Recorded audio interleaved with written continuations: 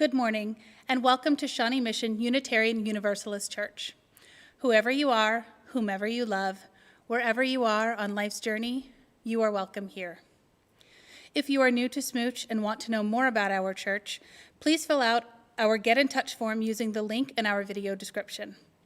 Or if you're interested in learning about Unitarian Universalism, please join us for our Just the Basics class on the 13th of December. The link will be right below the video's description on that day. For all of you joining us live this morning, feel free to start posting your joys and sorrows now if you would like your name to be read during the candle lighting. And now, a few announcements from our minister.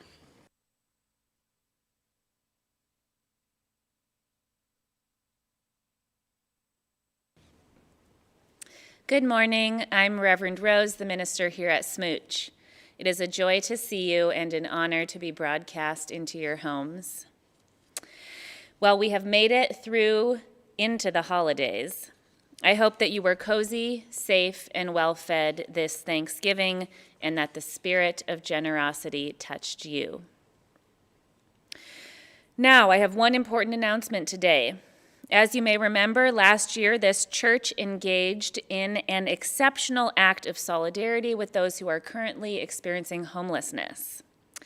We partnered with a group called Project 1020, which is the only homeless shelter in Johnson County which serves single adults and one of very few shelters to begin with in the county or the metro area.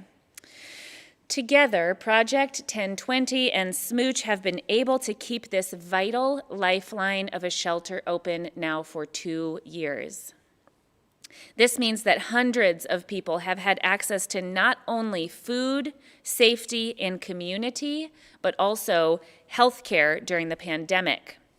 Last year, the Lenexa City Council voted overwhelmingly to keep the shelter open during the shelter-in-place order, and the volunteers locked down for 20 hours a day with the guests to ride out the first wave here in our building.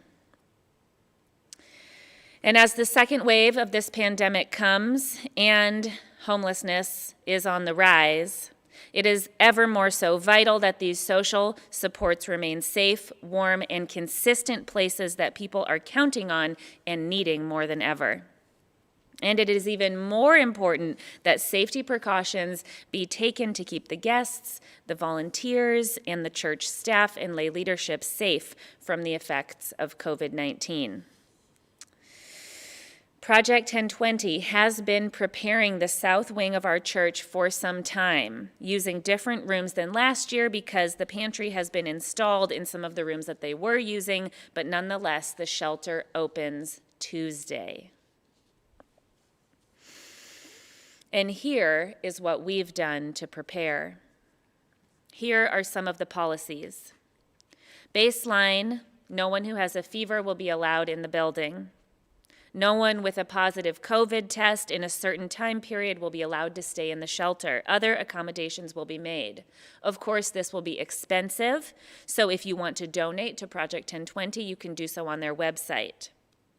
Further, the church has developed an algorithm for what to do in the case of flu-like symptoms without fever. And so we, with the help of MDs who have experience in writing epidemic policies and Project 1020, who has been in close contact with the CDC and the JOCO Health Department, together we have been working to get the PPE, thermometers, and procedures in place that are needed to keep everyone safe. Each bed will have a plexiglass wall between it. There will be thermometer checks. There will be a mask mandate, ventilation systems in place. There will be quarantine rooms for anyone who has flu-like symptoms without a fever. And there have been significant conversations about what symptoms mean that someone needs to be moved to the shelter to get tested. Anyone with worsening conditions will go to the ER, and health professionals will be constantly consulted. We are doing all of this because we believe in the inherent worth and dignity of every person, and in the right of conscience to drive us towards bold and often difficult decisions about how we live out our faith. We are honored to be able to participate in the holy work of community, which in the end is the work of food, safety, and love. And I am so proud of this church. I am proud that we have stepped up despite fears and obstacles and shown our spirit of abundance. I am so thankful for the leadership of this church, which is now and has been showing up in profound ways, and not always just for themselves, but to be a grounding face for others. I feel that we are almost leaving clues for our future selves to help us solve the mystery of what makes a beloved community. Because together we are better. Together we are a courageous church. We are a courageous country, a courageous globe.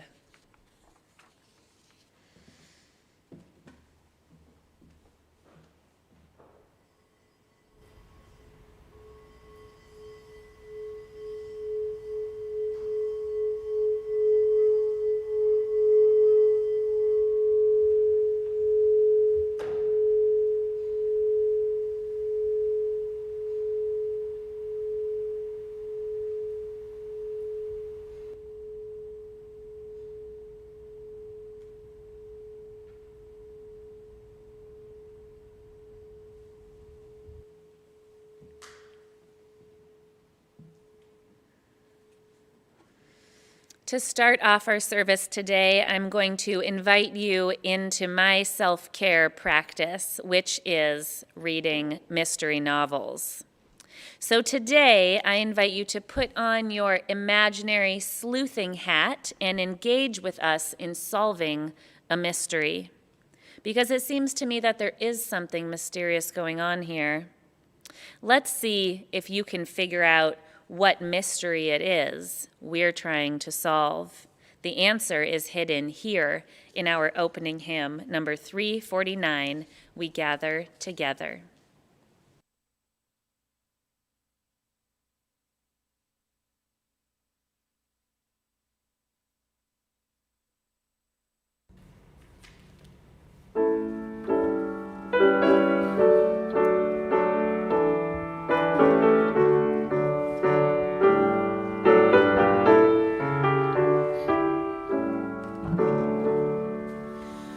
We gather together in joyful thanksgiving, acclaiming creation whose bounty we share.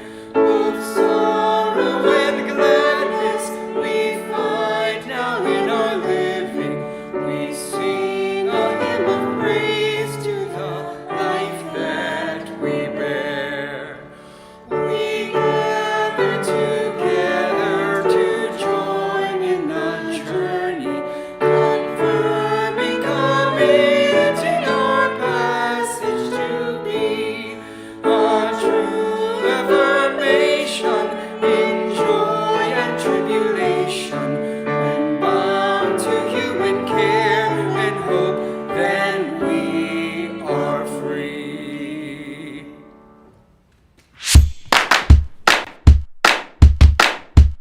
It's chalice lighting time! All you need is a candle, a spark, and some sort of special chalice.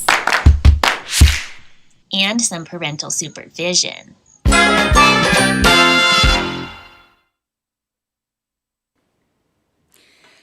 The mystery that we are trying to solve is, what is the definition of beloved community?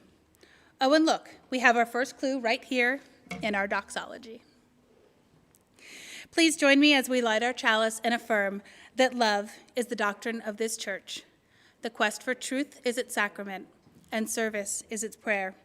To dwell together in peace, to seek knowledge in freedom, to serve humanity and fellowship, to the end that all souls shall grow into harmony with the divine.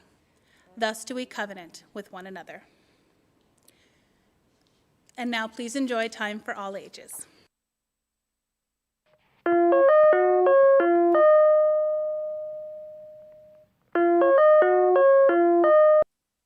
Hi, Patrice.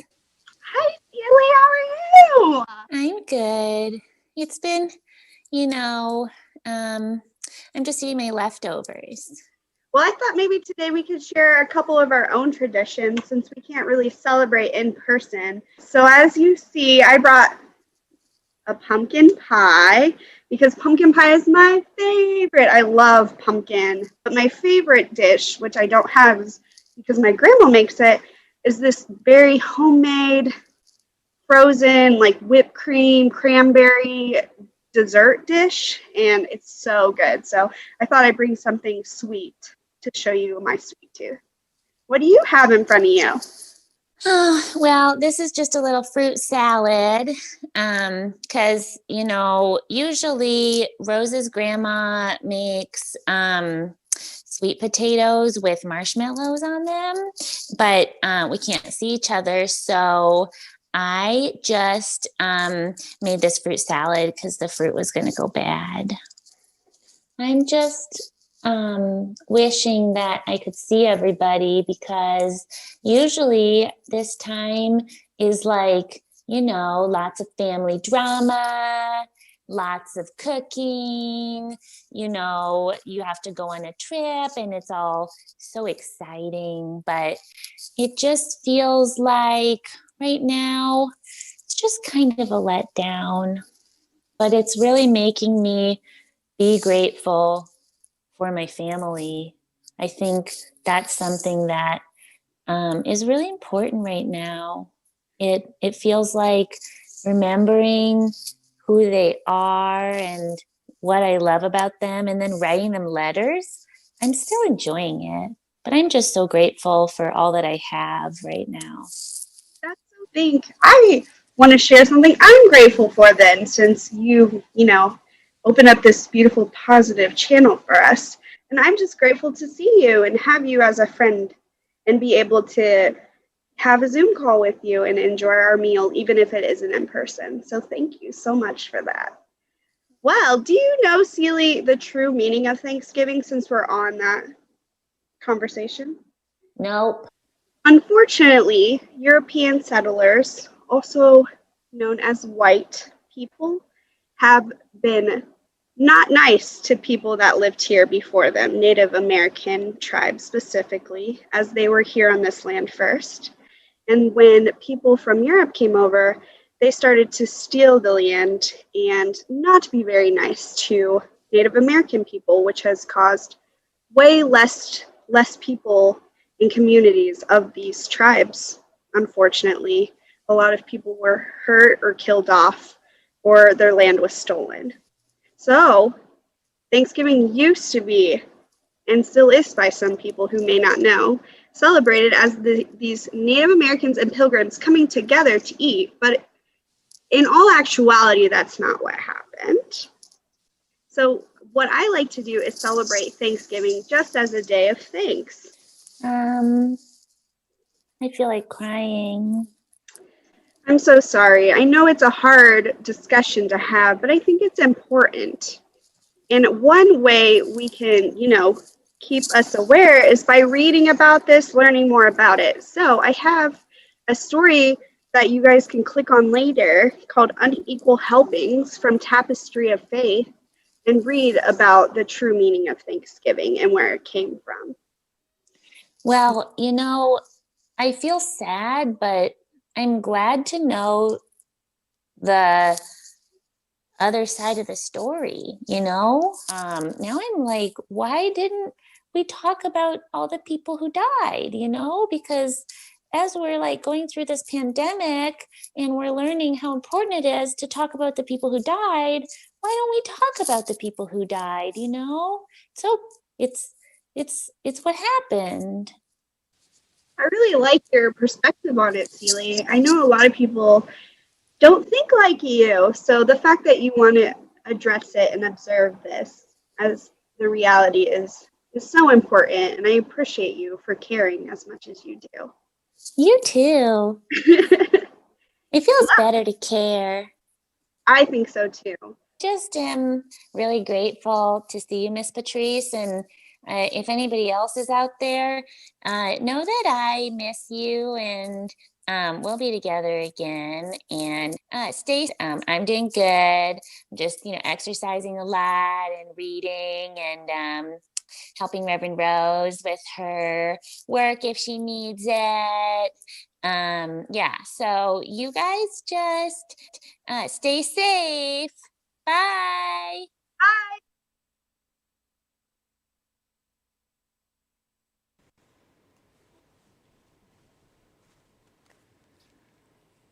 This is the time where we expand the caring love of our community, where we draw to heart and mind those in our midst who are suffering and those who feel the sweet relief of their burdens easing. Today we think of everyone who is sorely missing their friends and family. We hold in our hearts those whose days are marked by the absence of loved ones or company, and especially those who've had their people die or have their health fail during this time when we cannot be together.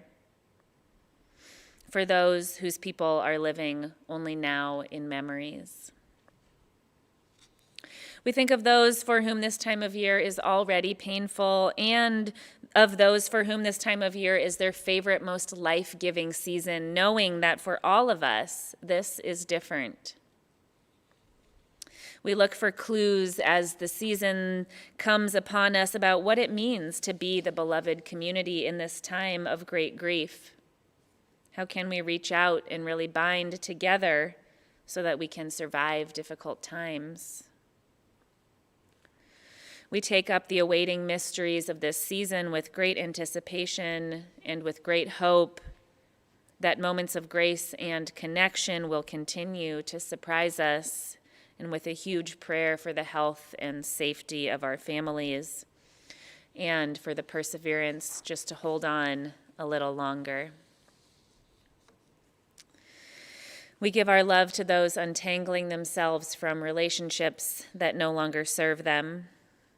We grieve for the loss of energy and time that chronic illness takes on the body and mind, and our hearts go out to all who are struggling to make ends meet, especially now. We extend our gratitude to people who make caring for children their primary spiritual practice, and we join in wonder with all people who are bravely facing their final days. And as always, we rejoice over the exquisite beauty in this world, as small or life-changing as each piece of beauty might be. And now please comment in the comment section of the live chat your joy or sorrow. Remember, this moment of sharing happens online and remains public for all viewers joining us today. To join us further together in the beloved community, we will read out loud the names of those who posted joys and sorrows while I light the candles.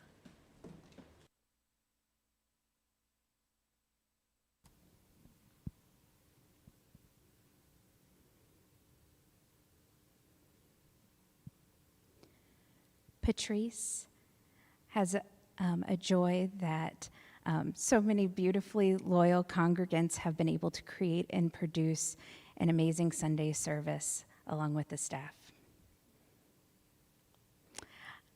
Elizabeth has a candle for her brother's cat, who is making progress in his treatments for cancer. She also has a candle for a friend who has a tumor on her optic nerve. She is doing better too. Nubia is grateful for a nice fall break. Joyce is celebrating Project 1020 and our leadership and congregants who have planned for and prepared a place, an environment where the homeless can sleep warm and safely.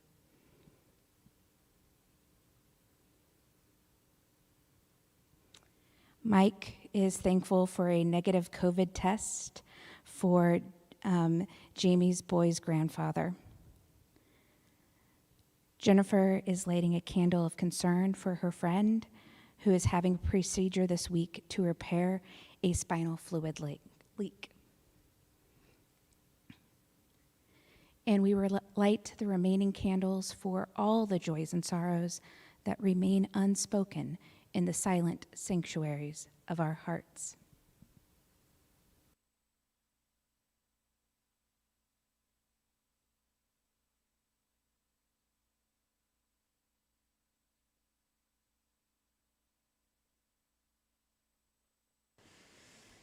And now let us become mindful. I invite you to close your eyes. Breathe in through your nose and out through your mouth. Just find a moment of peacefulness.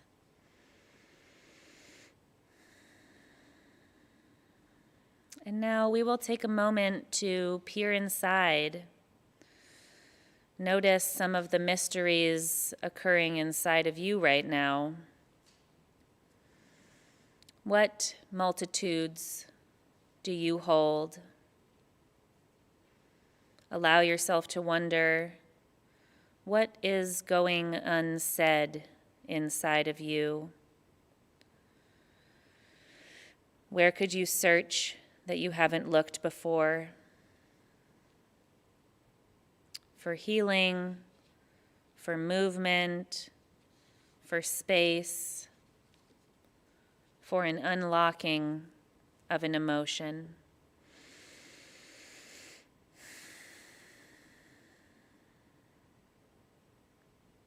Just take a moment to behold one of the great mysteries of our time, how the breath calms us, calms the nervous system, brings us back to the present moment.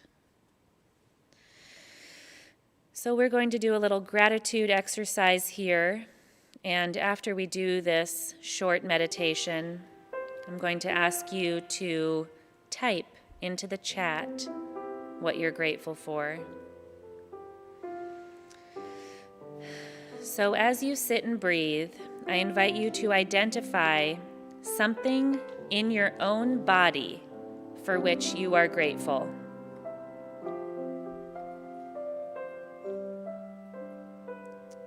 Maybe it's a body part that's healed, a body part that's been very useful to you, something that you admire.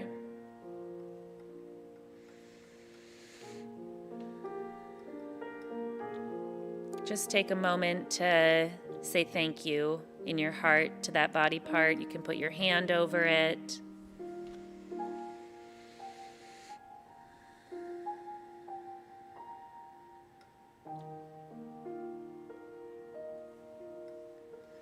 And then I'll invite you to expand your gratitude outward and think of something that you're grateful for that's in the room you are in.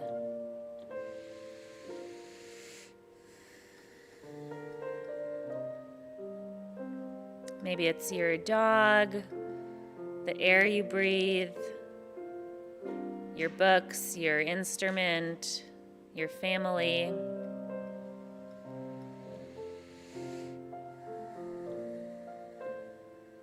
And just send a gratitude and a thank you to that thing.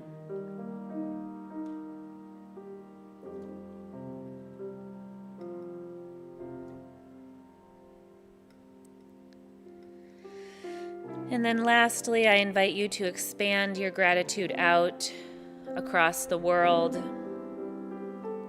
What's something that you're grateful for in this world? What's something that could make you weep? You're so glad it exists.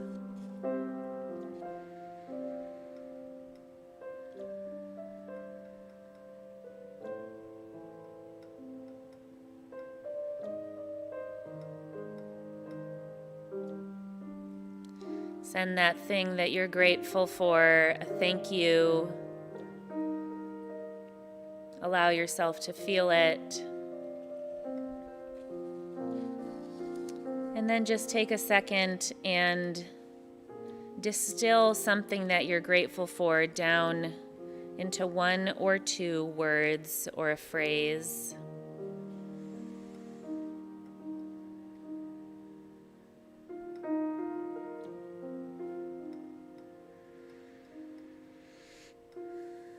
Now I invite you to share your gratitude with this group. I invite you to participate, show up, if not for yourself, for others. We'll just take this peaceful moment to read what we're grateful for, communicate what we're grateful for,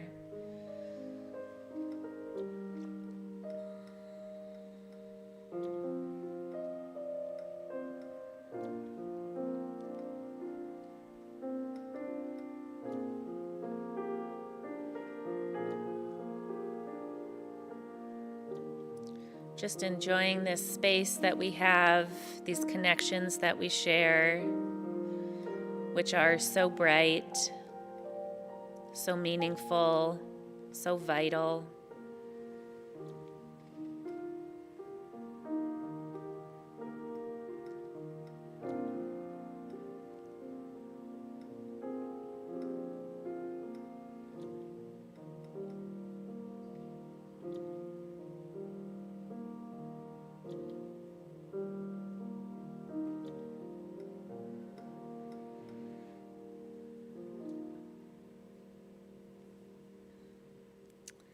Blessed be, and amen. You're welcome to continue sharing your gratitude throughout the service, and I encourage you to share it at any moment.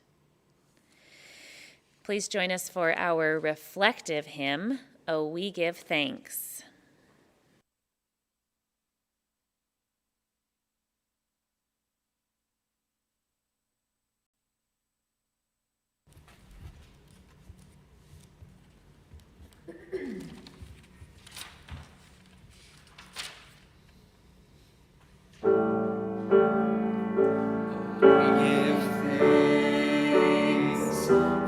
Precious day, for all gathered here, and those far away, for this time we share with love and care. Oh, we give thanks for this precious day. Oh, we give thanks for this precious day, for all gathered here and those far away, for this food we share with love and care. Oh, we give thanks for this precious day. Oh, we give thanks for this precious day, for all gathered here and those far away, for this time we share with love and care. Oh, we give thanks for this precious day.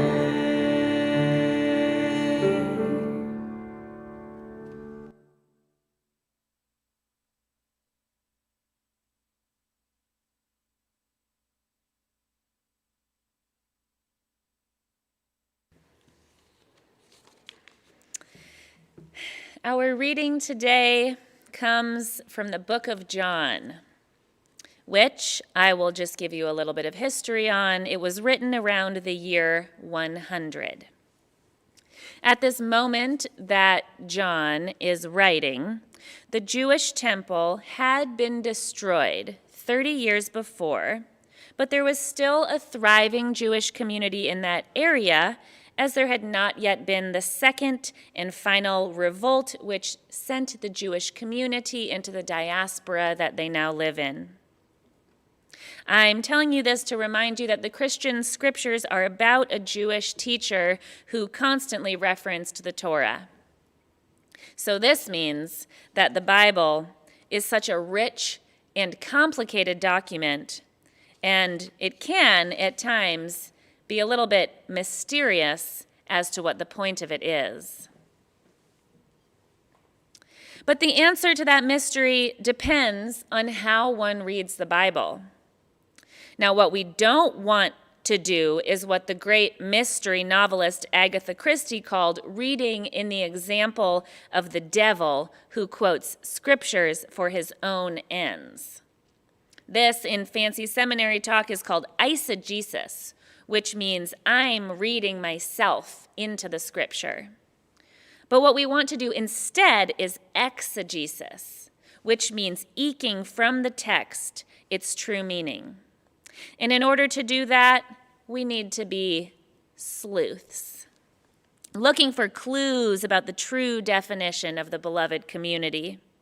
So we've already got our sleuthing hats on, but now I invite us to get out our imaginary magnifying glasses to search for clues about what's really going on as we read the story of the loaves and fishes to you.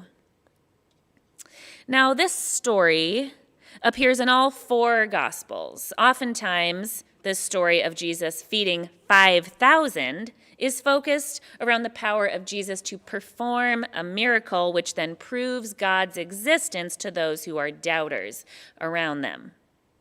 But as Rebecca reads it, I invite you to listen carefully, like a sleuth. Listen for what isn't said. Listen for what is implied. Notice, where did the first food come from? Do you see any humor in the story? And notice where the miracle occurs, what happens right before and after. For what could this story really be about?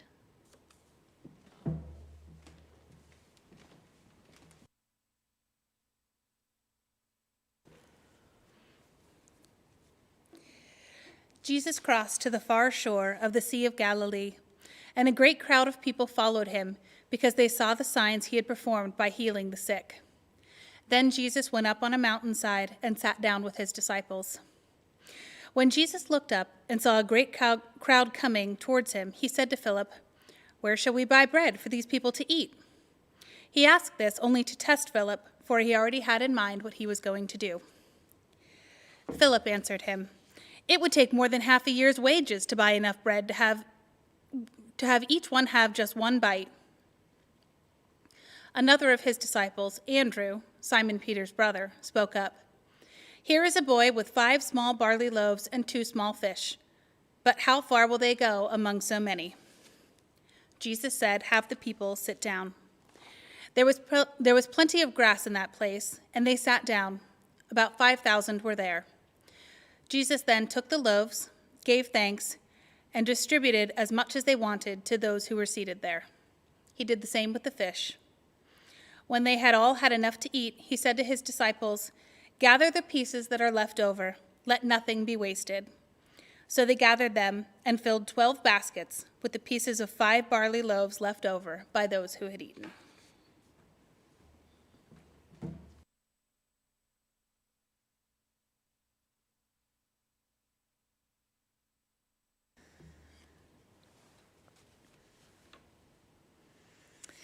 We Unitarian Universalists believe that human hands have incredible agency to bring goodness into this world. That if there is to be a miracle, it will be through us being kind and good and loving and generous to one another in the earth. And thus, there is something in this loaves and fishes text that does speak of a miracle for us too. But it's not that all the believers were made to believe in one thing. No, this text is about doing. It's about community, leadership, generosity, and trust. This text actually speaks very clearly to what we are doing right now at church. Both what we are doing as a church to get ourselves through this time, but also what we're doing as a religious organization to go to such powerful lengths to serve humanity. Now, I am probably a more skilled biblical sleuth than you are because I know how to access the various lexicons and languages that pour into this story. So I am going to share some of this insider information with you as we go. Let's get down to business. Sleuthing business, that is. Aha! Here we have clue number 1. In the beginning of the story, when Jesus had gone up on the mountainside and looked up and saw a great crowd coming towards him, our first clue is that Jesus was surprised.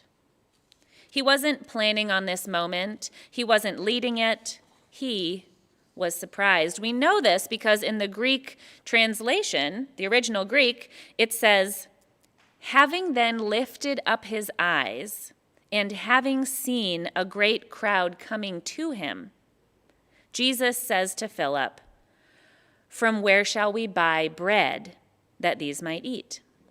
Now, this simple turn of phrase, having lifted up his eyes and having seen a great crowd coming to him, shows us a window into his experience. And it's not one of an all-knowing demigod, but of a human being who was caught as any of us would be, were we to lift up our eyes and see a great crowd coming to us, 5,000 people rushing up the hill. And what he did from that moment of surprise is clue number 2. He made a sarcastic joke. Jesus leans over to Philip and says, "From where shall we buy bread that these might eat?" And we know, because the text goes on to explain, that he only asked that to test Philip, for he already had in mind what he was going to do. They must have laughed because they were poor themselves. And it's ridiculous to think about buying 5,000 people food when you yourself have very little. Plus, the entire Jewish message is about equal portions for all, and Jesus was a Jew whose whole ministry was against the economy of the Roman Empire. It was obvious that no food would be bought and there was no money to buy it with. Because it's important that Jesus was poor. It's important that he survived with other poor people living in caves and on the mountainside. It's important that he spoke openly against the system and mocked it, exposing the underbelly that he knew well, just like he was doing here. And yet, even though he was surprised and was joking, Jesus still had an inkling, he said to Philip, about what he might do with these 5,000 hungry people. After all, he was their minister, and he had a sense that what happened might happen.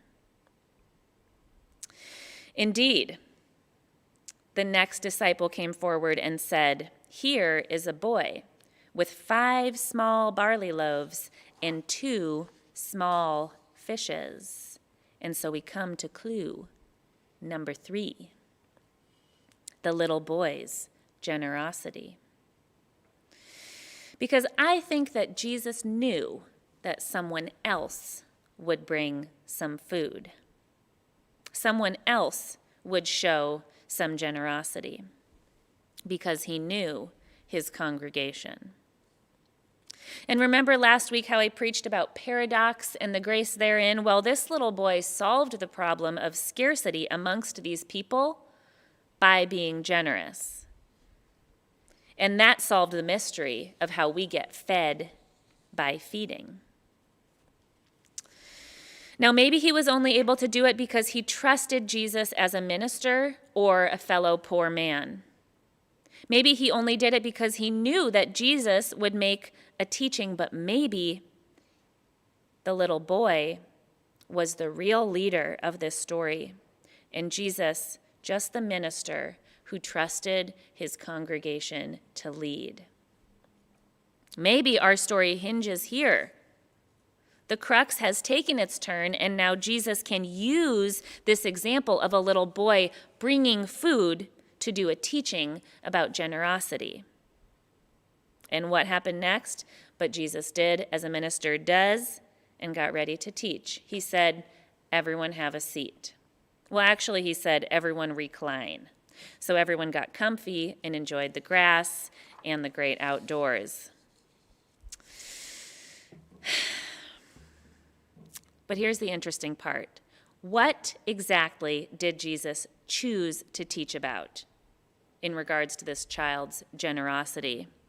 Herein lies our 4th clue about the true definition of the beloved community. For once he had everyone's attention, Jesus took the loaves and the fishes and said, "Thank you."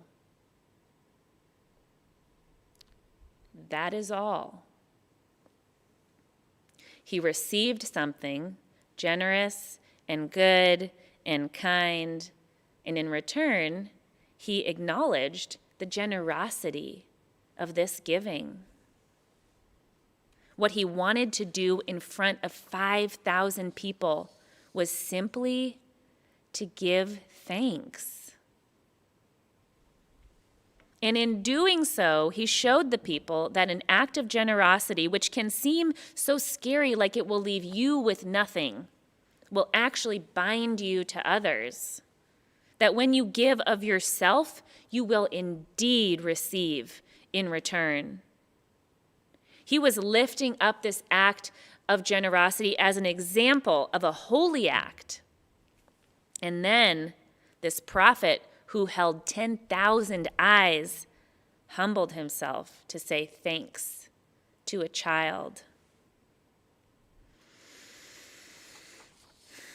He was showing them how easy and binding it is to share, how beneficial to everyone it would be for everyone to reach into their shawls and take out that little piece of manna that they'd been hoarding. They were moving from that small space of emptiness and loneliness and diving into the mystery that lay before them. Jesus and the small child were luring everyone towards something holy, and it was the way of generosity, the way of abundance, the way of trusting that something would happen amongst the beloved community, that we would be cared for, trusting in the miracle that is people coming together to share whatever it is we do have. Because Jesus knew that every single person in the crowd also had a little morsel tucked into their frock, a piece of cheese, a piece of bread, a piece of fruit, a little milk. And after all, Jesus, the Jew, knew the ancient Jewish story from the book of Exodus, where God rained down manna from heaven for everyone to have an equal amount. The equality being so important that in the morning, any food that had been hoarded would turn to maggots.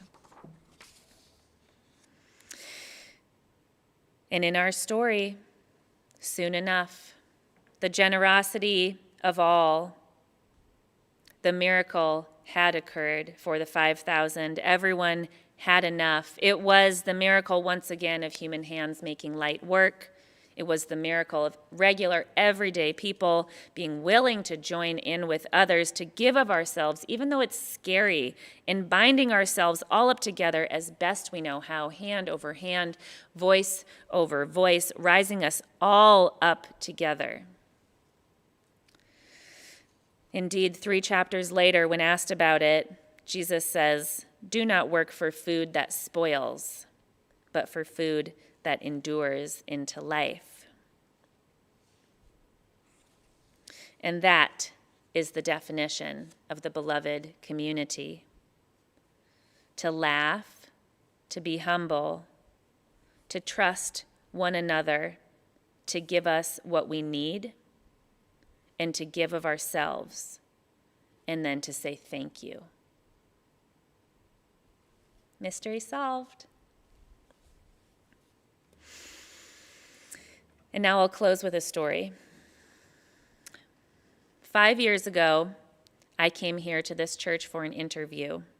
And on this interview, the search committee walked me around this building, which they had just bought and made into this beautiful church that we have here today. I could see that in their eyes and in their hearts swelled a great pride at what they had recently accomplished. They had bought a vast church building, and they were ready to grow. They kept saying, "We'll figure out what to do with this empty hallway. We'll soon come up with something to do about all that unused space." And I understood that their choice to move into a large, fallow space felt like a dive into the mystery for them, like they were being lured towards something holy. And we're just going head first into that direction. And it was the way of generosity. It was the way of abundance, trusting in the miracle that is the people coming together to share whatever it is that we do have. And now, look at what is happening. Well, you can't see because we're worshiping virtually online, but this church has given ourselves over, even though it's scary. We have trusted others to lead, and we have converted a third of our building, set up down the hall, ready to receive people who just want to recline and enjoy the riches that we all share. Because this isn't just a shelter, it's a home that your church has made room for. And there are 2 rooms which are set up as a fully functioning food pantry, which was started during the pandemic and has served thousands of people since then. Because we won't hoard what we have, and we won't let ourselves spoil. No, we will keep the divinity flowing, diving into that mystery that is the inherent worth and dignity of every person. We are honored to be able to participate in this holy work of community, which in the end is the work of food and safety and love. I said it once and I'll say it again. I am proud of this church. I am proud that we have stepped up despite fears and obstacles and shown our spirit of abundance.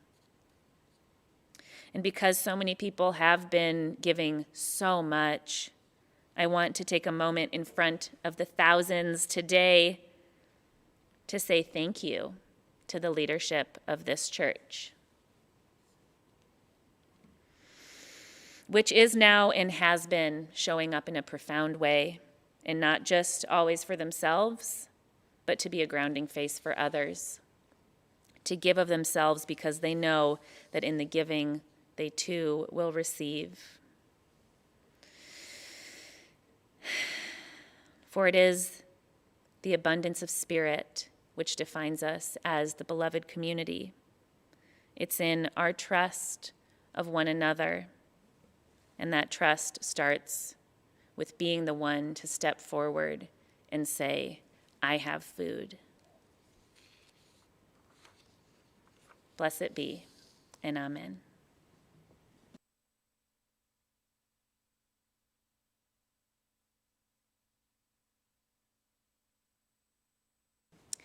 The work of the church depends on us. In the context of global and national strife, SMUUCh can create and foster a space for connection and healing. We invite you to give generously to support the ongoing work of this church. The offering will now be given and received in grateful appreciation of our shared values.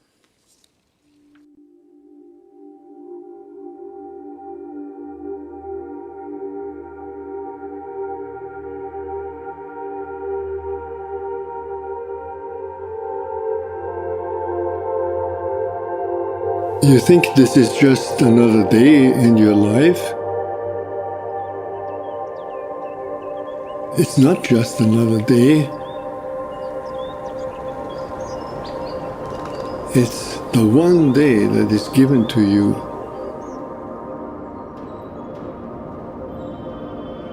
Today. It's a gift. It's the only gift that you have right now. And the only appropriate response is gratefulness.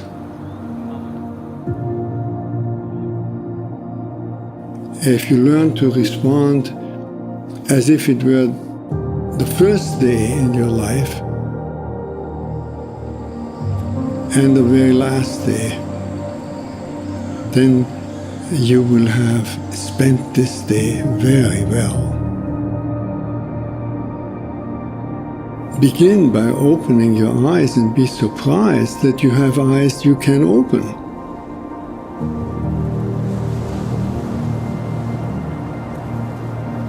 that incredible array of colors that is constantly offered to us for pure enjoyment.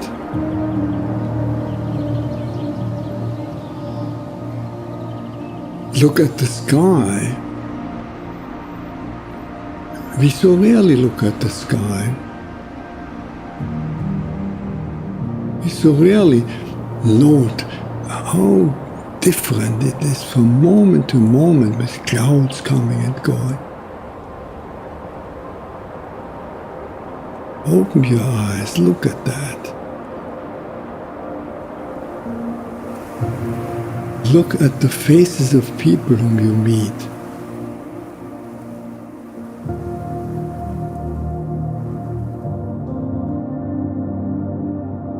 Each one has an incredible story behind their face.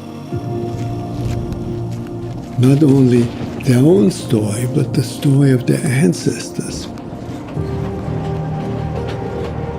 All that life from generations and from so many places all over the world flows together and meets you here like a life-giving water if you only open your heart and drink.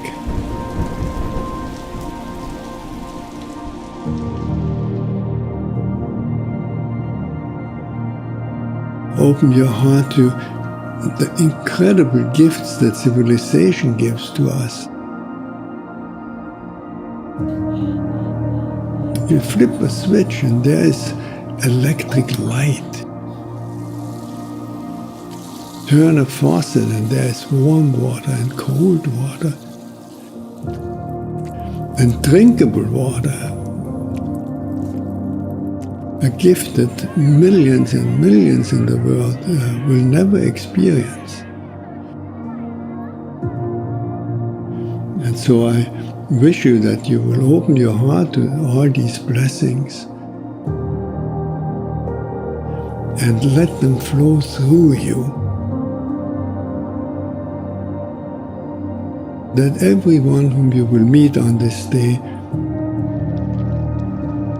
will be blessed by you, just by your presence.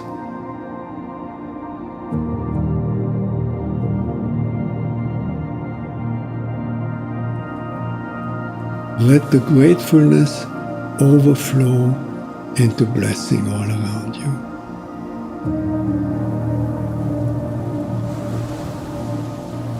And then it will really be a good day.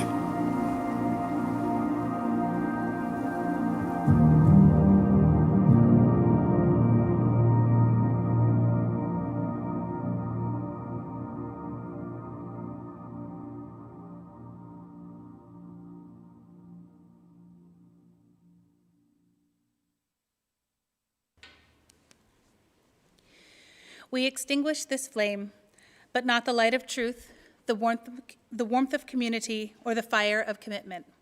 These we carry in our hearts until we are together again. Please join us in the closing hymn, number 1064, Blue Boat Home.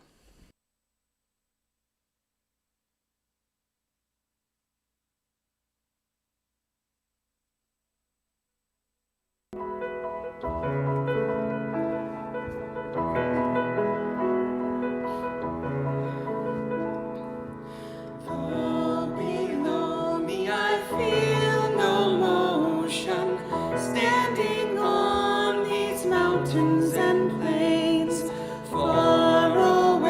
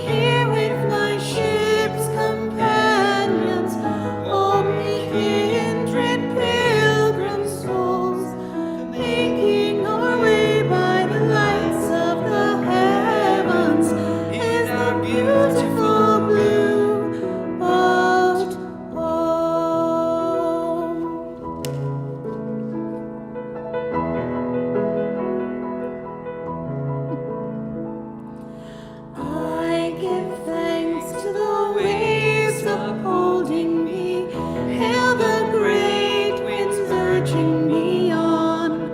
Great the infinite sea before me. Sing the sky my sailor's song. I was born upon the fathoms, never harbor or port have I known. The wide universe is the ocean I travel, and the earth is my blue boat home.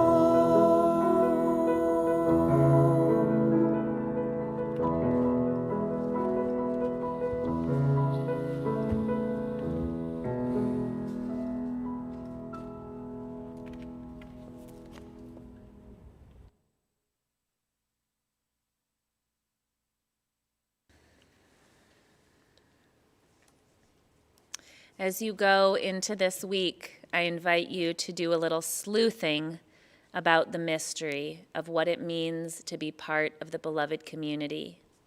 Go in peace.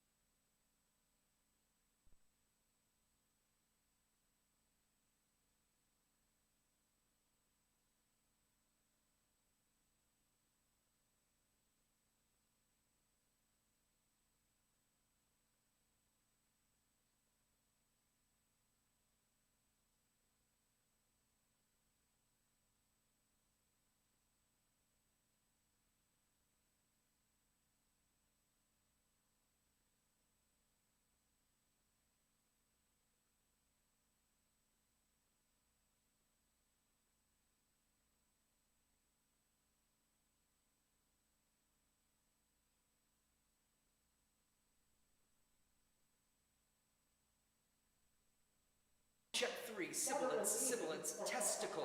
Testicle! Yeah, Is that better? yeah. Testicle. Yeah, that was just off, I think. Okay, so just a little. Actually, yeah, if I could have Rebecca, can you just go up to that mic and Sean, can I have Yeah. this one? Let me. Is it piano too loud? Is that what we're saying? No, it's how the two mics are picking up off of, yeah. Because if it ever is too loud, go like this to Sean. Sean can come over, he'll tell me, and I'll start playing softer. Yeah, can you actually just do, can we just do the beginning of Oh We Give Thanks or Blue Go Home or something, just to hear? What was the last word we give thanks? Oh, we give thanks. I know, I just had to figure out which book it's in. Where's my book?